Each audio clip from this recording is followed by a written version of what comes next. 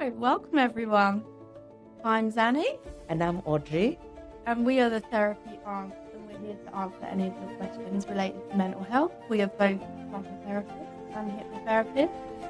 And we have decided to start this podcast to answer questions and talk about mental health. We recognize that mental health is something, although we are talking about it or it's getting more accepted, it still has some stigma. Absolutely. It's one of those things where, yes, it's very widely recognized, but still people are either shy, reluctant, um, on the fence about, talking about what they're struggling There's with. still a stigma. There is, absolutely. And some of it is, I suppose, because people don't know where to start. You cannot point to a place in the body. But we all recognize that even happiness is a mental state. Absolutely. So Everyone has mental health. yes, we all have mental health. And so we are passionate about it. We are passionate about taking it out of the closet and talking about it and talking about what is it you want to know. Do you have somebody that you can go to? If you don't have somebody you can go to, there is the therapy arms, and you can come and ask whatever question you have. Yeah, so here we are. We wanted to make it inclusive and accessible. Yep. We're making it for you, by you. So what that means is the audience will be sending in letters and we will be answering them. So any letters around your mental health struggles or concerns that you want to share with us, we will read them out on the show and answer them as best we can, have a conversation. Yep. Maybe a little bit of analysing, because that's what we love to do. And maybe, who knows, the questions you ask might help somebody else. Yes, absolutely. Yeah. And that's what we tend to see. You have a question, but you're afraid to ask because you think whether it's, oh, that's really silly, or I might be the only one who doesn't know the answer to this. And more often than not, you find that the question you have in mind, 2, 3, 5 people have the same question. They're just afraid of asking. Yeah. So this is that place where you can say, yeah, okay. So no question is too small. No question is too obvious. As Annie says, this is for you, created for you to try and take mental health out of the closet. It needs to come out of the spice cupboard. Pull up a chair and listen. Yeah. Because we have got a selection of letters.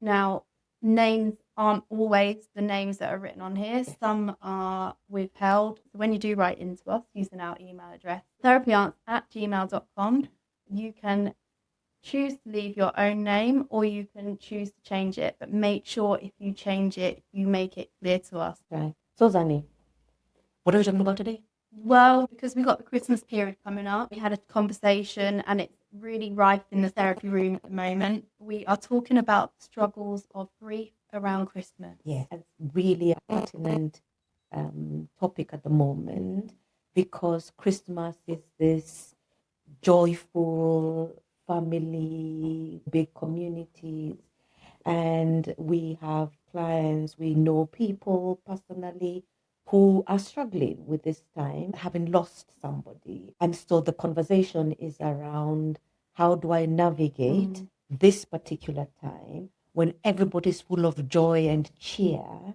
and I'm struggling with the loss of my loved one. And that's a difficult one. That is really a hard one. So yeah, and actually, full disclosure here, I put my Christmas tree up yesterday, and it come off the back of my sister putting her Christmas tree up with my lovely little nephew, and she sent a photo and a video to the family group, and there was a realization within that her son didn't get the chance to do our previous traditions, which was to help my nanny and granddad put their Christmas tree up in their bungalow. So it's always a really lovely thing that we did, and that then leaves an edge of sadness around the traditions. Yes. Traditions that we have come the memory, and it makes it so obvious that these people aren't in our lives anymore physically. So how do you honour that? Speaking about them. So when I put my tree up with my children last night, we were talking about those memories and how lucky we are, or how lovely it is to have those memories in our life. Yeah. On the double-edged sword that unfortunately their cousin won't get to experience that. But what he does get is a lovely experience with his parents, or if he wants to come to mine. So that's definitely one of the skills, the tools, is acknowledging the absence of that person and speaking about them. So it is a bittersweet. It is, this person is not here, and it feels off, it feels sad, but then it shouldn't be taboo. Just because they're not here, it doesn't mean we can't talk about them. And that's part of the release and relief of that. It is releasing, because when you don't talk about it, where does that energy go? Where does that emotion? Absolutely. Heavy, as opposed to being an amazing thing that you can talk about. Or avoidance, because then you could have decided not to put the tree up. There you go. Which at some point in our lives we did not have a tree. Yes. And we went away for Christmas just to avoid the missing people in our life. Yes. The feeling of them not being there, but hey, that's what we needed at that time. Yes. And that's the that's point, isn't it? Yeah. Absolutely. And everybody's grieving process is very different. And I think there is something to be recognized here about there's no right and wrong. You do what you need to do at the time when you're doing it, but it doesn't have to stay like that. At that time, you needed to go away from the situation, from the experience that was too heavy, too activating. So you stepped away for a moment, and then as you healed, as you got better, as you improved your experience of the absence, the more Christmases that came to pass allowed you an opportunity to distance yourself from that painful emotion. And in being away, I was with the people that I have in my life that I am able to share with. My children are older, and my husband, and we come together, and I was able to share my emotions in a place that was different in order to then begin that healing process that I didn't even realise I needed at that time. Until Christmas came around, I was like, oh, it's really sad. But being in a place where I could talk about that helped that feel lighter, which means this year I'm able to put up the tree in your home and enjoy the process, but also talk about what's underlying in there. It's so important. And me bringing it up means my children have permission to talk about it as well. Also. And normalising. Absolutely. Let's have a question. Let's see what. Well, we've got a letter from Lisa, and she writes in saying, "Dear Therapy Aunt, this will be my first Christmas without my mum, and everything feels so wrong. She passed away suddenly in May after a heart attack, and even though the months have rolled on, I feel so stuck in that moment. Every year she would help me to decorate our tree, putting her own personal touch to it. And this year I find myself putting it off much like what we just spoke about. I keep thinking about doing it and then crying for hours.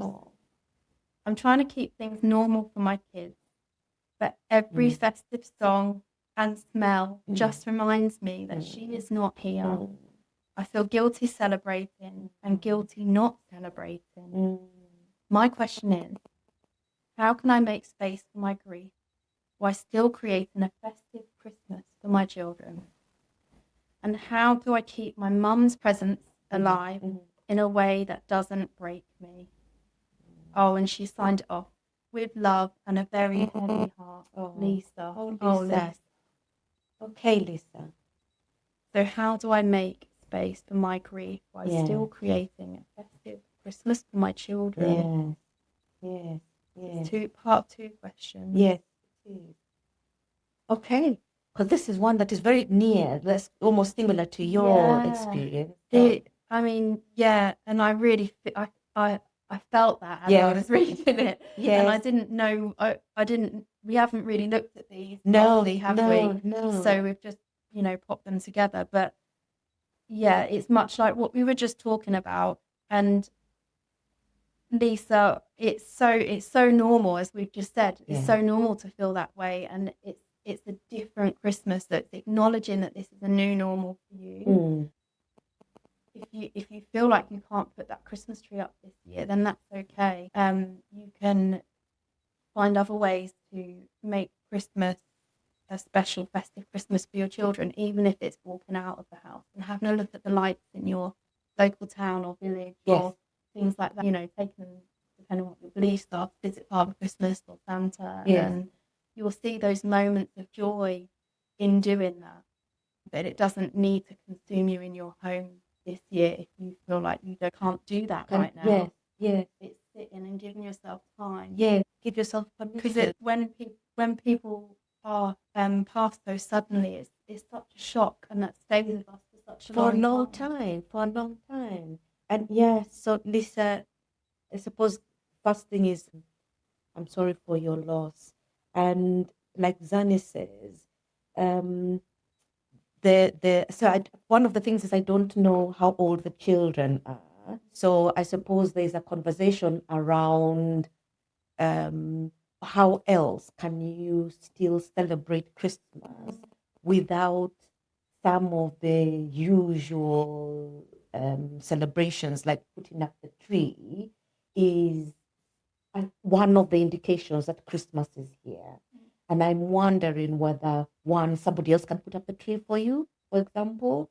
So it doesn't have to be you who puts up the tree. And I'm wondering whether that is what the pinch point is, the act of doing the Christmas is the one that brings that pain, that memory. But even before that, it is voicing the sadness that you're feeling, because there is something to be said for carrying, because there's that bit of guilt, carrying this heavy loss, this pain, this grief, and carrying it by yourself, which is something that we do all the time. We don't share our grief. And sharing means telling somebody else. So if you told the kids, look, I lost my mom, and with that, I am still trying to find what this is without mom around. And the language will differ depending on the age of these children. Absolutely. And so there is an explanation as to why this Christmas is different. You're not changing Christmas, and we're sitting there wondering, we being the children, what's going on? They have a story to go with why things are different.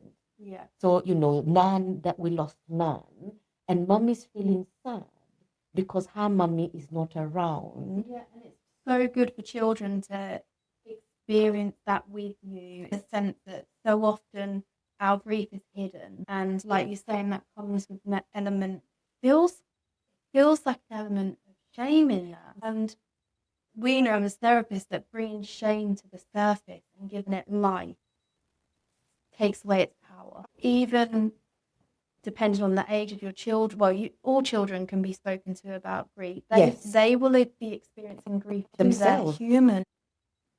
Saying to them, I feel really sad today because I'm missing my mum, your grandparent. They might be able to then share, oh, I feel sad today too. And then you can have a conversation about what can help us all to feel better today. What can we do today? And that might be putting the tree up, something that you are really struggling to think about doing, but in doing it might bring you some joy. Yes. And I think that's part of the question that Lisa is asking. How do I give the children the Christmas and yet still experience my grief? And that's that bit about grieving experiencing the loss with the people who have also lost, because the children have lost their grandmother as well. And it's a healthy experience to talk about and experience loss. we are not good as human beings with experiencing grief. It is becoming, like mental health, a taboo subject, and it's experienced in when somebody has lost, we tiptoe around the person. What do we say? What do we do? How do we behave with them? Yeah. And yet we don't have that experience when we are sharing joy. Yeah. And there's the second part of her question is, how do I keep my mum's presence alive in a way that doesn't break me? And again, it's talking about mum. Yes. It's remembering something and then saying it loud. Do you remember when we did this? So lovely. Yes, it will be edged in sadness, but also in sharing those memories, you're keeping her alive for you and your family, and carrying her in your heart openly. Yes, yes. And that sharing that memory is releasing some of the ache that the loss has generated, because loss leaves a vacuum, it leaves an ache, it leaves a pinch point. And when you talk about it, momentarily that is soothed and gives way for something else. Something needs to be released for space to be created for something else to come in. Yeah, there's a podcast that I've listened to since I was studying with a student. Yes. It's called We Need to Talk. Oh, yes. He says grief is love with nowhere to go. And he, That's nice. Yeah, and he talks so openly. And he says about with grief, you've got this love with nowhere to go. So open your heart. I think you need to say that again. Yeah. So grief is love with nowhere to go. Oh, let's just sit with that for a moment, because that, somebody needs to put that on a t-shirt. Somebody needs to put that on a t-shirt. Yeah, maybe it's out there, but we'll put the information on his podcast in the show notes, and then people will be able to listen to it. But he's got some amazing sayings like that. Yeah, because that has actually vibrated in my body. Grief is love with nowhere to go. Mm. In fact, that's the end of the podcast. Bye, people. That's amazing. So, Lisa, there you go. Maybe hold on to that. Start with that it is love with nowhere to go. So, the love that you have for your mother is being trapped in your body, and it needs to be released. And sharing it with your children, and open the question, how about starting with, look, guys, I'm really struggling with Christmas this year because mom's not here anymore. And I'm struggling to do Christmas the way we used to do it. So how can we do Christmas this year? You ask, and that's something we're not good at, asking for help or support. Yeah. And you'd be amazed. They might even come and say, you know what, mommy? How about we do Christmas for you? That would be nice. Yeah, so I love that. I absolutely love that. So, Lisa, I hope that somehow answers your question or gives you something that will help you to navigate this, and give yourself time. Give yourself time, and time without limit. There's no end point. Take every day, and we hear these are those sayings on those. They feel cliche. They do feel cliche, but one day at a time, one step absolutely, at a time, one stick at a time. Absolutely, absolutely. If today you fancy, laughing and singing and putting the tree up, put the tree up. And when the energy is finished, leave it, because there's no rule that says the tree has to be completed by this certain time, or that the tree has to be up. Take each day as it comes and do what feels comfortable in yourself, without judgment, because there's that aspect of expectation, and Christmas should is a very dangerous word. So thank you, Lisa, for that letter. Should we do one more? Yeah. So this is from Mark. Dear therapy aunt, last Christmas was the last one I spent with my dad before he passed from cancer in March. He loved Christmas dinner, especially being the one to carve the turkey. This year, my family has asked me to take his place at the head of the table, but the thought makes my chest tighten. Feels pressure there. Yes. I'm the eldest, so it feels like everyone is looking to me to hold it all together. But inside, I feel like I'm still that little boy who wants his dad to tell terrible jokes and sneak roast potatoes when he thinks no one else is looking.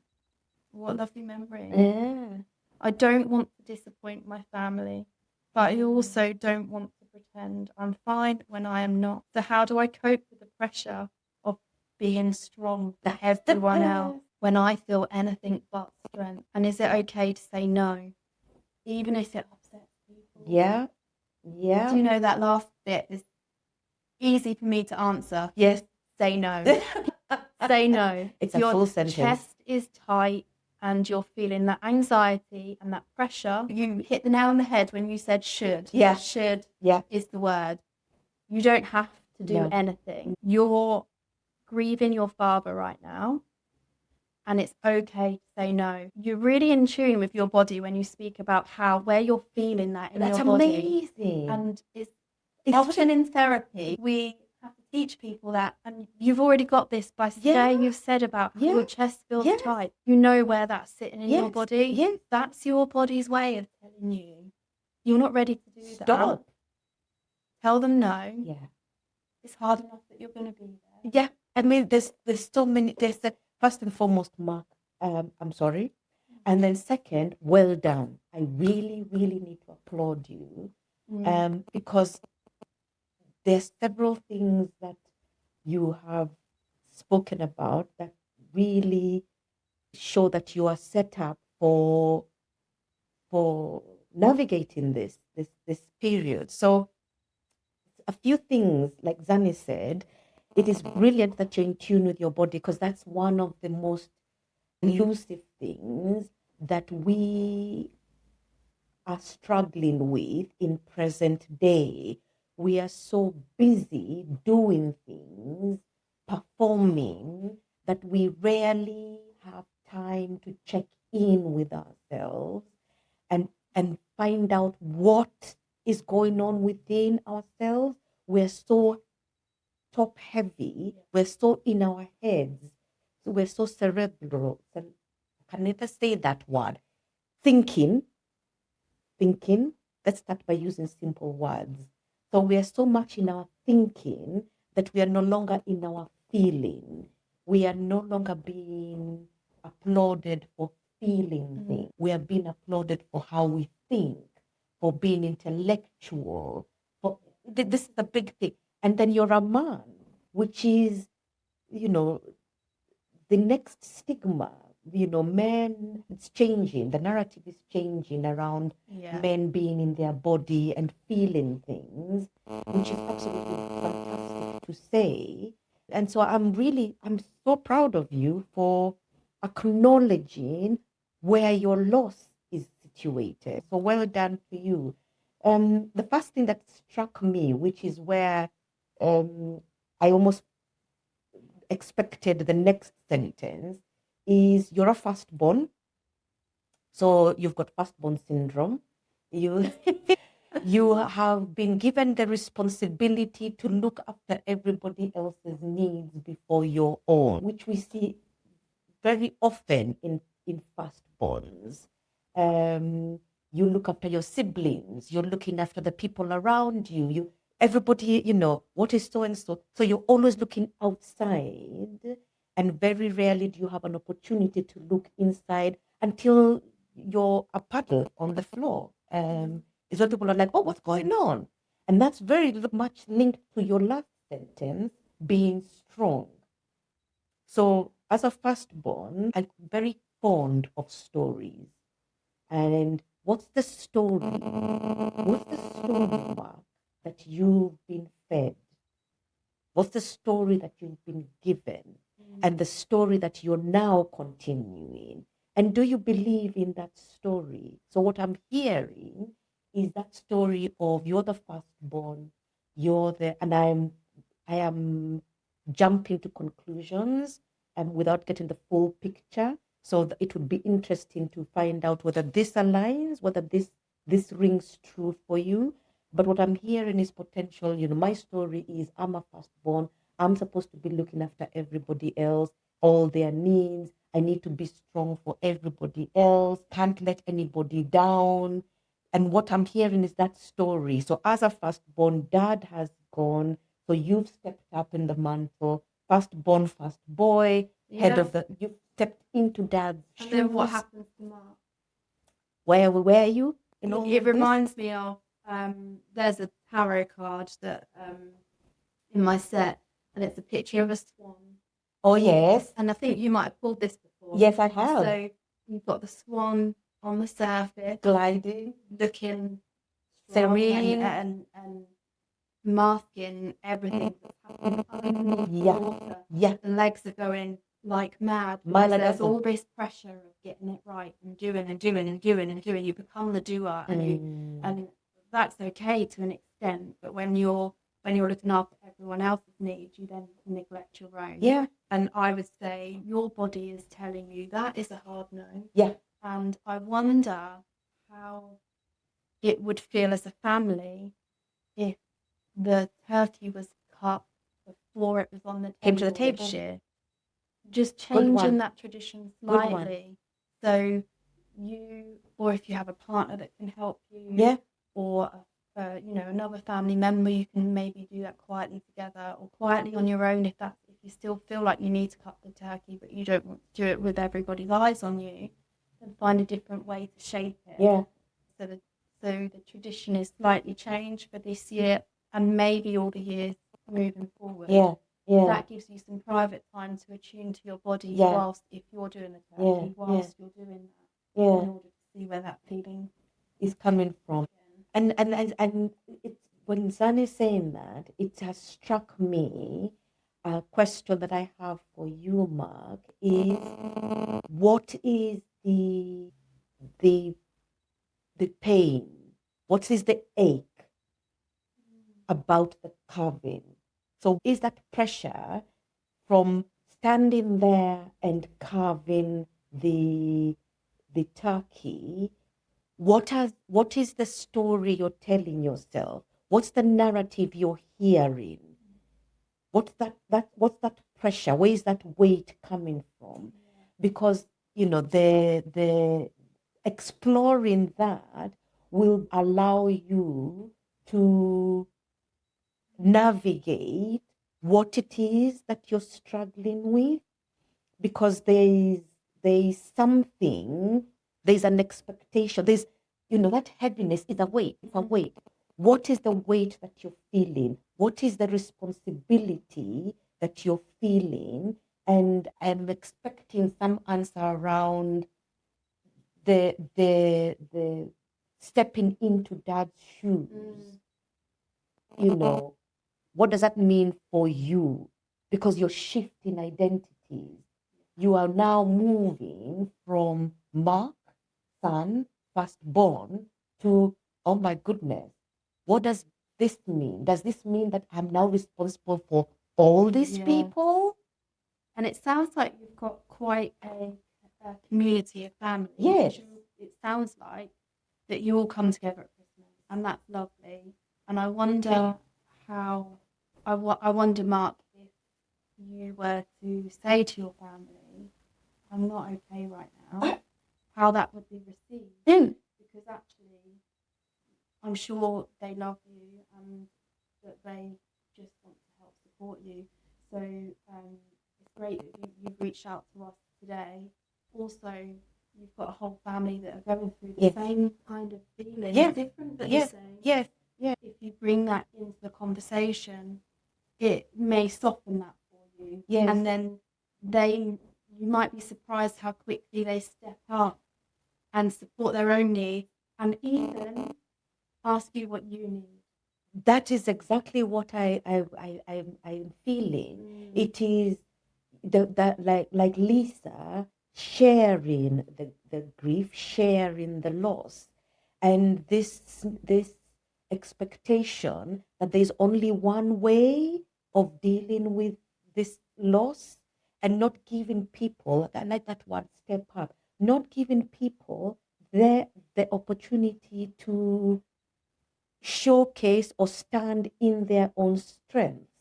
There could be somebody in the family who's been wanting to carve the turkey from, they were like, oh my God, I wish it was me. And what, I wish dad one day could ask me to carve the turkey. And this is their opportunity. And so, but they might be sitting in their own grief, thinking, oh, here's another opportunity. Now I've lost the opportunity. Well, they're sharing the narrative of that story where the eldest steps up. Yes. Actually, I mean, we don't know how old you are. No. That, yes. Well, interesting. Yes. But those are the new ones there. I know that there's things that people automatically assume, which is kind of what's happened, we feel, in this. Yes. I think that's where we're going with this. That's right. It's the assumption that the oldest steps up. But there might the youngest, if there's 4 of you, say, the youngest might be me. I want to do it. Yes. I might be the opportunity I feel comfortable in doing this. I want to show everybody that I am ready for this. Yes. But you won't know if none of you are speaking. No. You're all just under the should-ofs and the could. What you should do, as opposed to coming together and finding out what you all want to do. Yes. And what you will need. Yeah, and then that's the conversation. What do you need? What do you need? So, and releasing that responsibility does not mean that becomes permanent. I think that is something that we are finding out a lot in mental health, that we are afraid of making changes because we think then they have to remain that way. But they change. It changes, it's situational. Circumstances will come when you will feel stronger, more able. You might even find, actually, question mark, do you enjoy carving the turkey? Do you guys enjoy turkey? Yeah, do you want Yes, of course. Yeah. Maybe we've been eating turkey all this time because that's been the tradition. How about maybe this is an opportunity to go around the table and say, actually, how many of us are enjoying this turkey? Do we really want turkey? Oh, we've had curry for Christmas before. Hello. I don't have turkey in my house. I have to say that, yes, because we discovered none of us actually like it. Oh. But it took me saying, I don't understand why we're eating yet another turkey for Christmas. It's dry. That is dry. And that has meant that somebody has been in the kitchen for hours in a time when, we're thinking that this is a family and we need to be together and join time together. And that started a whole new tradition. So we sit down now every Christmas and agree in advance what we fancy for Christmas. Yeah. And so we have, and it changes. It's all about conversation. Which is number one. Yeah. It's all about conversation. And I think that what some people might like to have the opportunity to go out for dinner, so no one's got to cook. Right. Or have stew, curry. Traditions are beautiful and they can be magical and lovely and healing. Yes. But they can also put you in a position of shoulds and haves. Yes. They can be exhausting and limiting. Yeah. Yes. Frustrating and upsetting. And like I've broken tradition in the sense where we used to every Christmas, my family and my children's family are separated. So when the children were younger, we used to wake up Christmas Day, open a present, have a wonderful time, and then I used to have to say, right, choose one thing, we're off to Nanny. To the next. Then we'd be off to Grandpa's, and then we would be off to my grandma's. And then we'd be seeing Granddad as well at some point, and we would have to. Oh, wow. I think one day I spent 9 days out of home. Goodness. And then I was like, why am I doing I'm this? exhausted.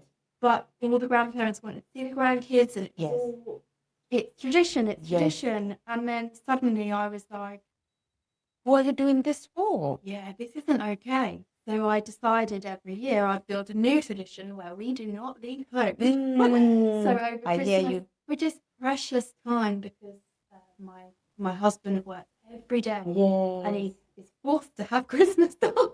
And that's our time to It's your spend. family time. Absolutely. Yeah, so people can come to us. And that's, I think, and that's really fundamental to thinking about what is Christmas. What is Christmas? And what does it mean to What you? does it mean to you? What does it mean to you? Start from there. What does Christmas mean to you? And then once you know this, you can then decide, okay, for this, if this is what it means to me, so for me, Christmas is about being together as a family. We have that moment to stop, and we should be checking in all the time, but we know life is happening. I mean, my daughter has moved, my girls have moved, and they've flown the nest, and they've got their own families, they are busy doing their own things, they are creating their own traditions. So for me, it is, what does it mean for me? Okay, what does it mean for my partner? What do you want? And together we say, because it's important for the two of us, because that's what it means. Who do I stay with all the time? You and me. So what do we want? And then expand from there. I don't want to be sitting in the kitchen laboring for hours on end. No wonder people have fights at the end, because I've been stuck in the kitchen. You guys have been having your enjoyment out there. So I've already missed out on 3/4 of the community, the communion. I've slaved. The turkey hasn't come up the way I wanted to. It's burnt, it's dry, it's put in your whatever verb is there. And then you all start, oh my God, this is dry. What? All that time. Can you say that? Hello. So it's right. So and it can change every year what you want. So what Christmas means to you this year could mean be something different next year. Absolutely. And I think that's often where a big thing like grief, it changes us and it reshapes us. Yes. Every time we experience it, something in us changes, hopefully grows at some point. Yes. Once you've seen past it. Yes. Yes. And that means your values might change slightly. The way you look at life might change slightly. So what you want to do this time of year might change slightly. And that's okay. And if you've communicated that, and that's so important. Communication is so important. Speaking your truth is so important, so that we know where you're coming from. And then we can be able to say where, you say where you're coming from, and we meet in the middle. We meet in the middle. So Lisa had the same experience. Mark is having the same experience. I am grieving my dad. I am feeling this loss. There is this weight, this pressure, and I need for it to be relieved. And the question is, how do you need it to be relieved? And if you don't know, then that's also okay. There is no harm in saying, I'm feeling some type of way, and I really don't know how you can help me. And the best I can say is, can I just have some space? Can I have space? Because at the moment, I've got all this pressure and there's more coming in. There's responsibility, there's expectation. So I've got my own, and then I'm taking yours, and there's no space for me to turn around. So I'm feeling caged, I'm feeling trapped. And what I need is a break. And the break could be for just, even if it's like, Mark, your family saying, okay, you don't need to do Christmas this way today. We need to do it X way. But you won't know until you actually say it out loud. And then people will step back and say, thank God you say that. Maybe, how about guys? We do what my sister does. She has nibbles, and they have like canapes, and they buy them. So nobody is making them. So they bring a cheese board and crisps, and because my niece is younger, and not a big meal is too much for her. And for her, Christmas is, oh my God, mommy and daddy are at home. So they're playing games, they're playing music. They've created this tradition where everybody is doing what they want to do. Everybody is having what they like to eat. Yeah, and they can choose. And they can take choose. it or leave it. Absolutely. So I like cheese, somebody else like crisps, somebody. So maybe that's what this Christmas needs to be. Slightly different. Slightly Relieve some pressure yes. and offer space. And the space comes for you guys to have the conversation around, okay, how do we do Christmas going on? I hope that helps. I hope it helps. Thank you so much, Lisa and Mark, because it allows us to have conversations around traditions and the straight jacket that is around traditions. Yeah, and there's almost a tabooism in saying, I don't imagine that. Me saying, I don't want to be around family this year. Right? And going on holiday. Hello. We booked the caravan so that we didn't have to do the family thing because I hear you. I was too sad. I hear you. And I couldn't. I wanted to have the space, like what you just spoke about around Mark. I wanted to have the space to be able to be sad without having the pressure of performance. Yes. Around Christmas. Yes. And we did see the family after I gave myself that space. We still managed to have a lovely Christmas with the children. It was different. We had curry. We had a hot tub. Great. Yes. In the weather, absolutely. We were lucky enough to have a hot tub. We weren't very far. We were quite, still within. It was a couple of hours drive, but it still just felt like we were away for a short time. Yeah. And that's what I needed. I don't know if my family really needed that, my children, my husband, but I spoke and they accommodated that. Yes. And we met the family after Christmas and had a really lovely time.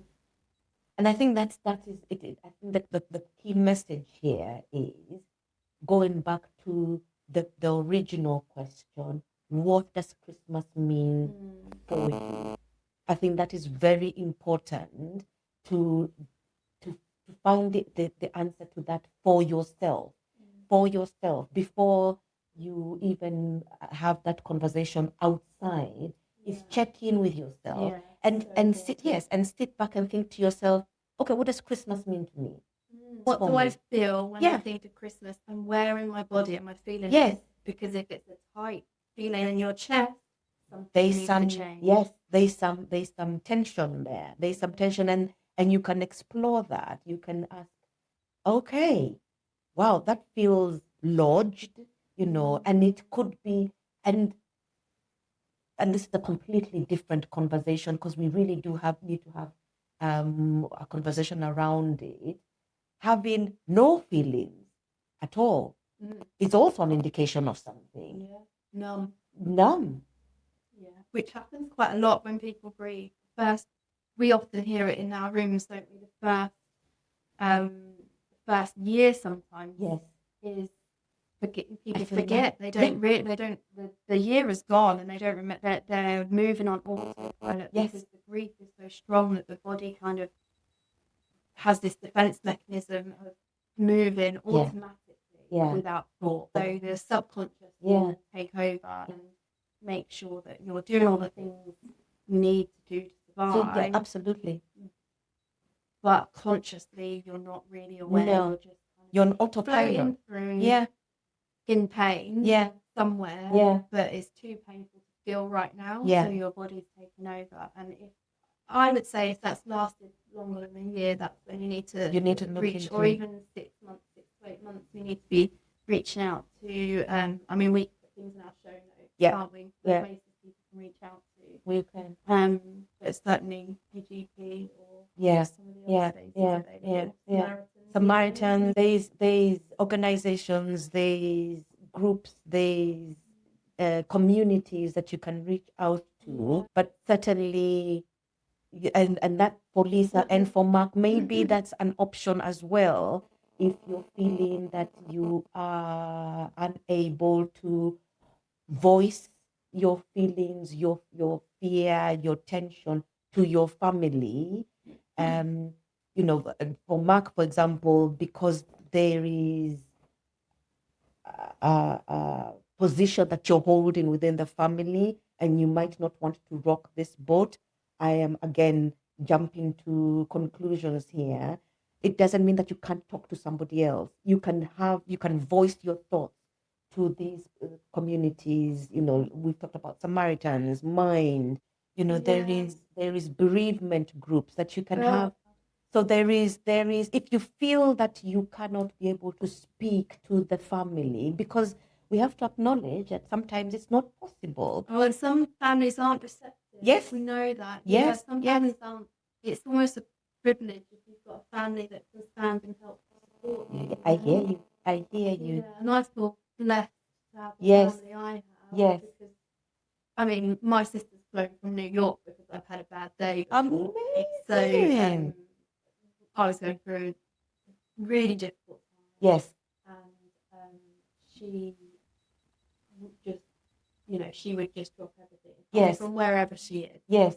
And I feel so privileged that she's able to, and also dropped everything, work everything, just to sit with me. Yeah. It's incredible. That's amazing. My whole family works like that. Yeah. Yes. But we have to ask for help in order to receive it. Yeah. But I totally understand that not all families are this way. No. Mine isn't. So, I feel you, Mark, because as a firstborn, I completely hear where you're coming from. So I see you, which is why a lot of this is landing very much with me.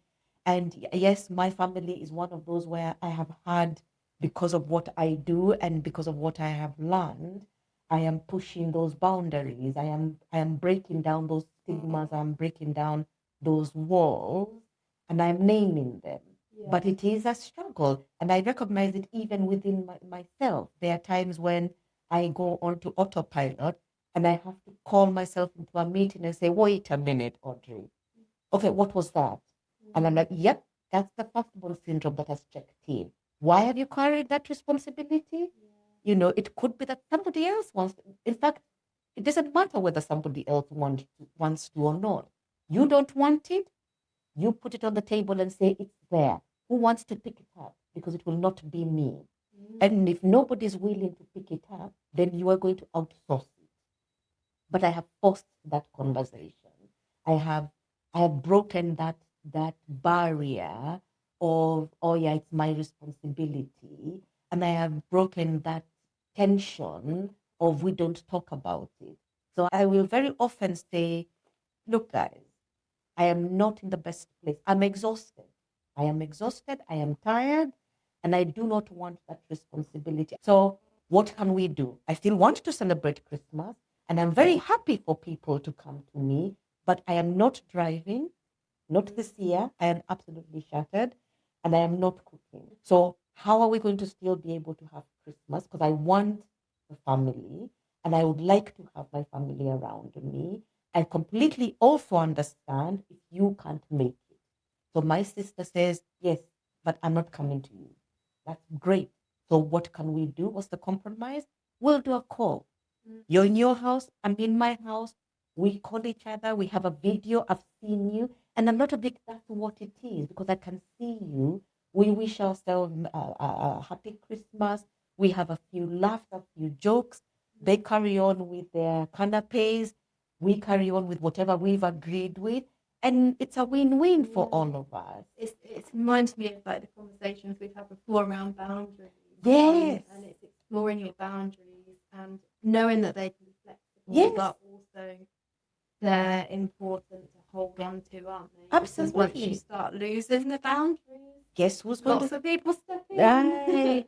And who's one who's going to end up having the pain, the suffering? Well, it's you. You. So it is so important. And again, cliche, look after yourself Yes. first. Check in with yourself Yes. before you make any rash decisions. Yes. Before you say yes. Before you just take a breath. I always say I just need to check my calendar. Yes. And even if I have it on my phone, I have one at home as well that's on the wall that everyone knows I can't live without. So I would say I'd have to consult my calendar is also my secretary on the wall at home. Yes. And that gives me a great rest of the day to really think and check in with myself. Yeah. How does that make you feel if I'm to do that? What does that take time from? Yeah. Does it mean that I have to navigate not going somewhere Yeah. that I really want to do, or doing something that I really want to do, or does it mean I can fit it in and still feel like I'm okay with that? Yeah. It's like Lisa, it's a give and take. Yes, you know, absolutely. if you're giving out something, then you've lost something. You've lost something. What are you receiving in return? And it's not always a case of, you have to be on the receiving end. And it's that balance. It's how much of this is it taken out of me? How much of me am I losing? And am I happy with that loss? Again, loss. Because you've already lost your dad. Then what more? Yeah, How much parts more? of yourself are you going to lose along the way? Absolutely. Yeah. Absolutely. Yeah. So I'm hoping, Mark, that helps. And it's a lot.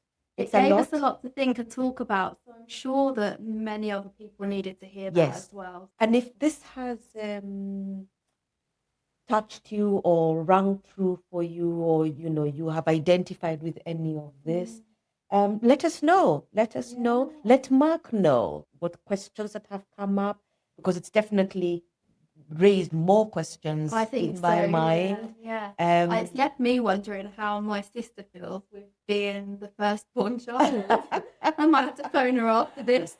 Absolutely. Find out with her. How can I be present for you? Yes. Yes. There are any second, third, or fourth-born children. Time to step up. Give your firstborn sibling a call. Yes, please. Yes, please, and thank you. We appreciate you, firstborn. Thank you very much. I feel seen. Thank you. Brilliant. So the next letter is from Chrissy. Okay, hi, Chrissy. She writes in saying, "Dear Therapy Aunt, I lost my best friend Sarah 2 years ago. We were inseparable. Christmas was our season. We'd send the cheesiest girl, watch the bad Christmas films, drink mulled wine, and laugh until our sides hurt.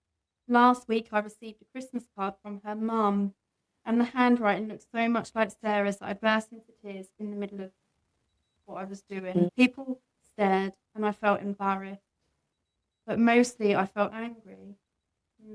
Angry she's gone. Yeah. Angry that the world keeps spinning, and angry that I can't pick up the phone and hear her voice. My friends keep telling me to stay busy over the holidays, but I'm exhausted from pretending and exhausted from being busy. How do I deal with grief that comes in waves out of nowhere? And how do I let myself feel it without falling apart? Yeah. What a question. Chrissy. Yeah. That's a perfect letter that identifies how society deals with grief, and she got hit by the loss when she was out in public and was crying, and everybody was looking at her. And I am hearing that you felt judgment. And it is so interesting that that's what we automatically jump to. We all jump to that conclusion that somebody is thinking of us negatively. And I wonder whether that's the beginning of the experience that you are blocking yourself from experiencing grief in its waves. That's where I was going with this as well, actually. Yes. I was thinking reading this, and she mentions about staying busy, and it almost gives an underline of just keep busy and it will pass. And there's also the thought that came to my mind is friendships, and sometimes friendships can mean more to us than family. Yet when someone says my friend died, often it hits differently to when someone says my mum died, my parent died, my sibling died. Or it's painful. It's all painful. But I wonder how different. I've been lucky enough not to lose a close friend, but I've lost many family members. Yeah, yeah. Mum, my husband, Yeah. like, you know, Yeah. my grandparents, Yeah. all within quite a close vicinity, which is why I like working in grief, because I want to, you know, help with that. And I just wonder in society how that's met, if that's met differently. Yes. But anyhow, this sense of keeping busy links, I think, to your anger, Chrissy, because you're ignoring and ignoring and ignoring and avoiding and avoiding and avoiding, and you haven't given yourself, it feels, the space to grieve. So when you have this reminders, so 2 years ago, you lost Sarah, who was obviously very dear to you. You've kept yourself so busy, you're exhausted, and all of that to avoid the pain that you're feeling. I would recommend that you're probably a perfect candidate to go and seek to a therapist. Some help. Absolutely, with therapy. absolutely. And you're the person that sits in my room with me.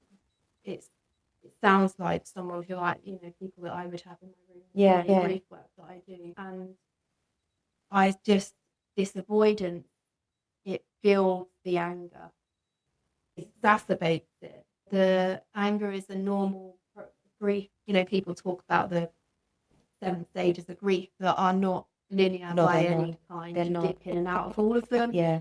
And return to them sometimes very regularly. Yeah, and you can be like what you've explained here, you can be floating around having the most normal day ever, and a phone can come on, or you can read something, or you can see something that reminds you of your friend, and that can feel like you are drowning all over back again. into it takes you back to the very place you started off with, when you've been thinking that you're progressing and getting over, to use the common terminology.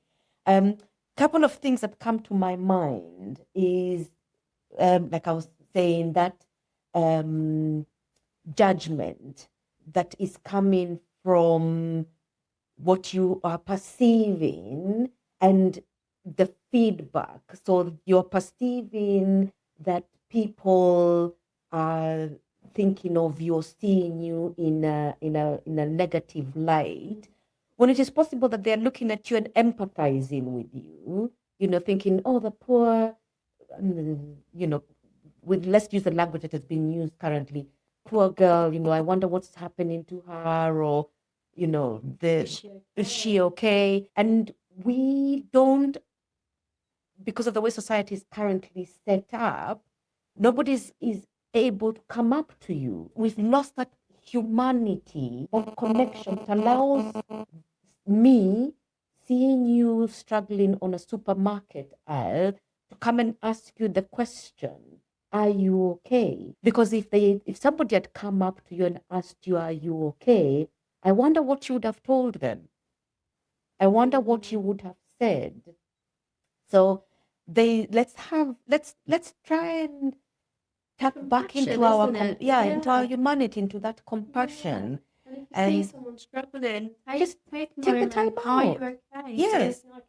Yes. Yes. It could be Chrissy, who's really struggling with the memory of the loss of her friend. Yes, the community spirit gone. And no, we don't have it anymore. We've become so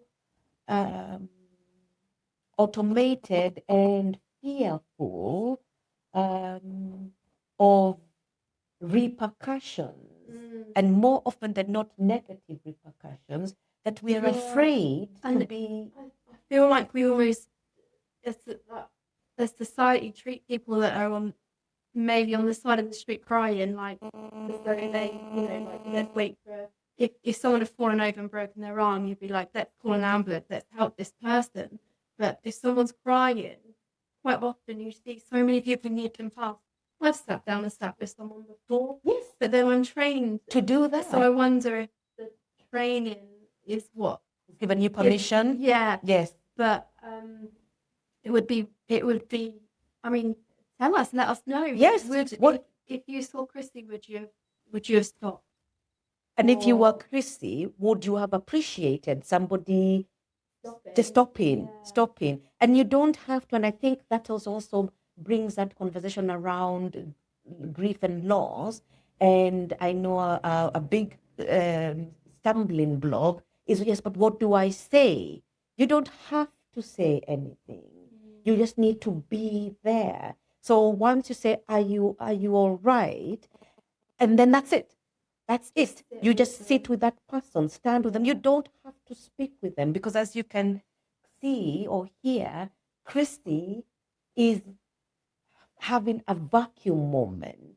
So, you have re-experienced that loss, that empty space. And it's like it has hit you afresh. And I think that's what we also have a misconception about loss, that it fades or disappears. And that is a huge misconception.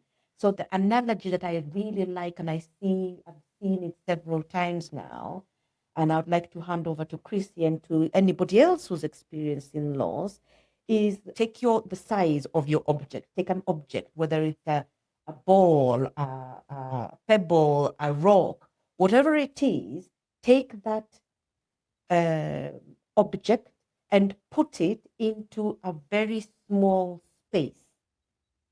A glass, a bottle, whatever that is.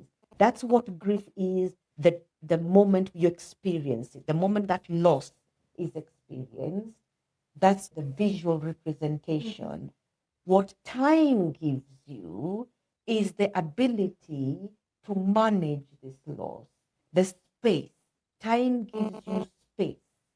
And space means you can now walk around and look at it in its entirety. You can now walk around. So in a year, 2 years, 3 years, there is no time limit. Whatever that time is, you one day wake up and realize, oh, I can think about my loved one without breaking down, without being a puddle on the floor, without feeling that anger. You have some distance that allows you to remember that person, your loved one, without immediately feeling this rush of something. Yeah.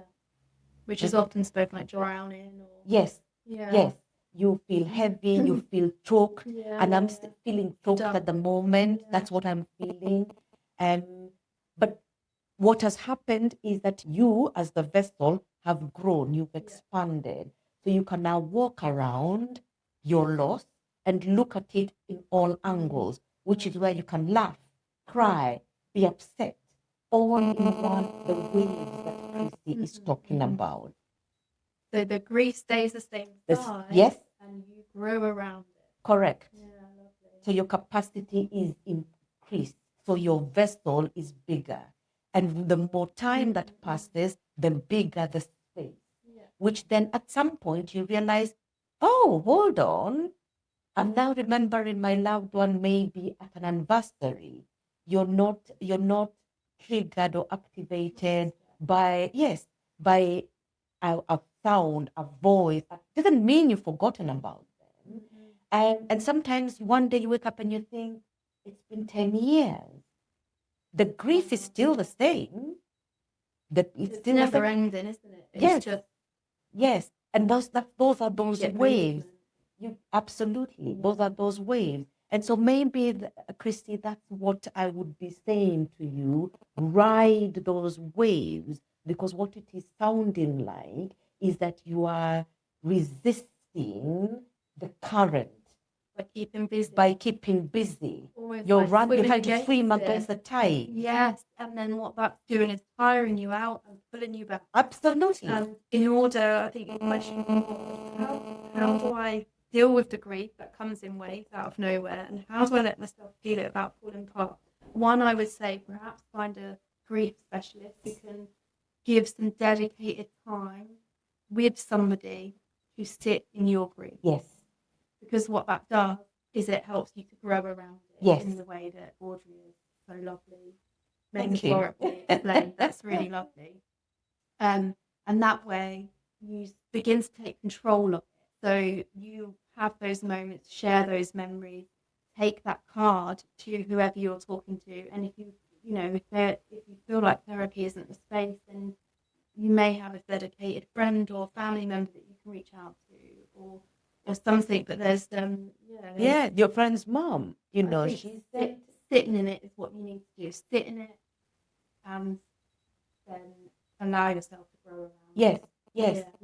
So that think about it in that wave, in that tidal wave. You are trying to swim against the current. You're trying to swim against that feeling of loss, and that's where the tumble is coming in. You're being thrashed around, you're being whipped around, which is where it's shocking. Absolutely. So I would say for starters, swim with the tide. Swim with the tide. If you're feeling go in the supermarket, imagine if that's where the crying has come in. If you're feeling embarrassed about crying where you are, step outside, leave the basket where it is. It's absolutely fine. Or hand it over to the attendant and just say, I'm so sorry. Can I leave this with you? Walk out of the supermarket, go on the side and cry. But do not resist. Don't put the brakes out of that experience of crying. And we do know that tears have a chemical in them, which is a healing, is a soothing. It soothes the emotions that are coming out. So the tears are there for a reason. They are releasing, they are cleansing, they are rebalancing what is happening. And in experiencing that grief and sitting in it, you're acknowledging the loss, which means you're honouring your friend. Yes, absolutely. And we hope that helps you. Yes. We really Thank appreciate you. all these lessons. Thank you, Kristen. Yes. Last one. Okay.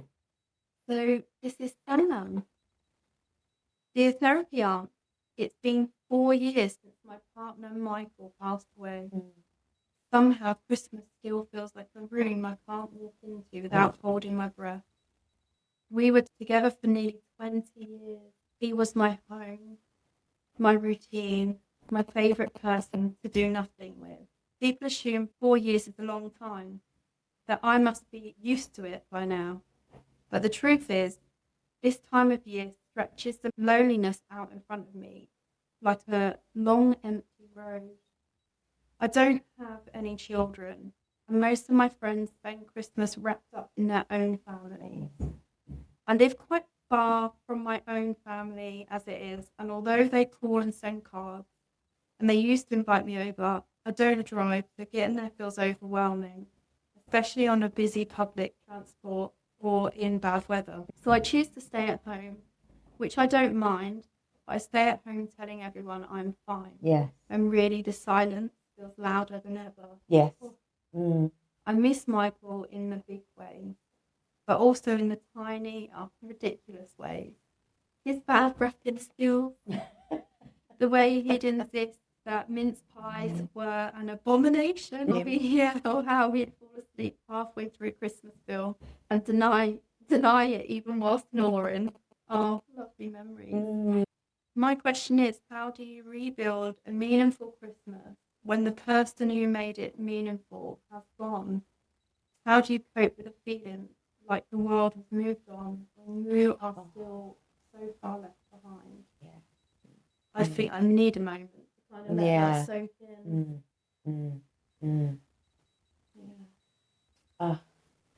Wow. Yeah. Okay. That hits hard. That hits hard. It feels like there's some boundaries been put in with not wanting to travel to family. Yes, she's done very well. I do wonder whether part of me feels like maybe reaching out and seeing if family would travel to you. Yes. Perhaps But if that isn't, I mean, you spoke about video calls and stuff. Maybe someone can help with that. Yeah. But if that isn't quite where we're going with this, maybe, because I know here we have a community that do Christmas dinner. That's where I was thinking. That's what I was thinking. So I was thinking exactly that. So yeah, the two things that came into my mind immediately was the concept of time and that expectation of how quickly people can get over their loss. And we really need to stop putting time scales on emotions and experiences. Everybody's different. We're all unique. We all experience things differently. And so there is no one way, no agreed, as far as I know, measurement of how much, this equals this. I haven't come across it yet. And so perhaps that is the first thing I need to say to you, Sam. It will take as long as it needs to take. And so maybe release yourself from that experience and expectation. And I give you permission to, if it has come up, to go and say, whoever is saying to you, you should be over it by now. I give you permission to say, I'm sorry, but I don't appreciate that. That is one of those. Helpful. Yes. And then and find a way in which you can pass that message on, because it could be 20 years with someone. I know 4 years isn't a long time. somebody was born and went to university in that time, and have grown. Yes. Yeah. Talk about having a tradition by that time. That is somebody. That is somebody that you know quite well, and leaves a huge vacuum in your life. And from the sounds of it, it was a wonderful experience. Yeah. So there is a huge hole, a huge vacuum that has been left. She described him as her home. And anybody what home is? That's so lovely to be able to experience that with somebody that you choose to love and be with, to have that feeling of being grounded and to have home, the ultimate goal, and then to lose it. Well, think about what does home mean to you when you think of home. So now imagine not having that. Think about being homeless, because that in effect is what is being said here. She feels homeless, cold, empty, lonely. I know. Yeah. I mean, and that's a lot. And that's a lot to expect somebody to get over in a short period of time. And I can really see how the Christmas period makes all of that so much loud. Yeah. So I'm wondering, the second part of my reflection was, so I hear how the experience of fun and frolic would make that vacuum even bigger, that silence even louder. And I often find that giving service is a very soothing balm to our aches, helping somebody else, especially somebody who really needs that help, which is that a conversation about community. So I'm wondering whether you can find a community around you, whether it is a health center, a school, a soup family, a church, even if you're a non-believer. Is there somewhere around your community where you can offer your services, because they come together during Christmas, help the community, and it will serve two things. It will get you out of the house, for starters, and in helping somebody else that is unattached to you, there is a release of expectation. They don't know you, you don't know them. And it goes back to what we said earlier about love being grief with nowhere to go. Exactly. So put it somewhere. Exactly. Let's all that love you've got, that room you've got, that love. Yes. Let's give it unknowingly Yes. to people. Yes. Where we're not asking for anything. No. You're giving that home, that feeling of home to somebody else. You're giving somebody else an opportunity to find home, whatever that might be in whatever it is. So I'm wondering whether that could be something that you can find out within your community. Can't help, then maybe you can be part of it. Yes. So if there is somewhere available for you to go and enjoy a little bit of Christmas and take some time away from that quite loud. Yes. Silence. Yes. Yes. Because sitting at home is amplifying the emptiness of your home. And so maybe it's time to remove yourself. And I can appreciate, because I feel you in terms of traveling is too much. So what's within your environment? What's within your community? Because community is so important. It's so important. When you feel lonely, community is a way of healing. Absolutely. We are all in search of love and being loved. You want to love and you want to be loved. That's the basis of our existence.